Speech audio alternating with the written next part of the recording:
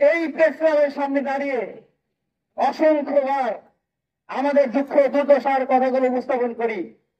অসংখ্যবার বাংলাদেশের electric media, print media থেকে শুরু করে প্রত্যেকটা মিডিয়া আমাদের দুঃখ দুর্দশার কথাগুলো উপস্থাপন করে বারবার নিউজ করে। আমরা দিকে সাহস সঞ্চার করি যে এবার বুঝি সরকার আমাদের দিকে দৃষ্টি দেবে, কিন্তু বাস্তবতা হচ্ছে সরকার আমাদের কথা ভুলে যায় বারবার। আমাদেরকে বারবার রাজপথে দাঁড়িয়ে আবার আমাদের দুঃখ দুর্দশার কথাগুলো উপস্থাপন করতে হয়।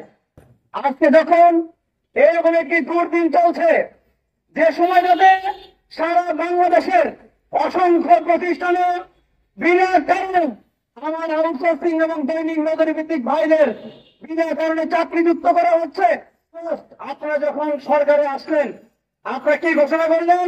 বাংলাদেশের প্রত্যেকটা জায়গা থেকে আপনারা বৈষম্য দূর করবেন।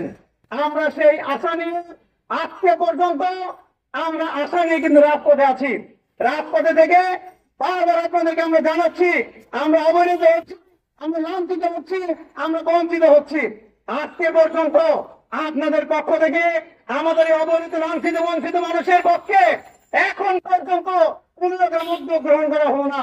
আমরা আর একজন ভাই বোনদেরকে জীবন দিতে হয়, এর দায়িত্ব এই বর্তমান সরকারকে নিতে হবে।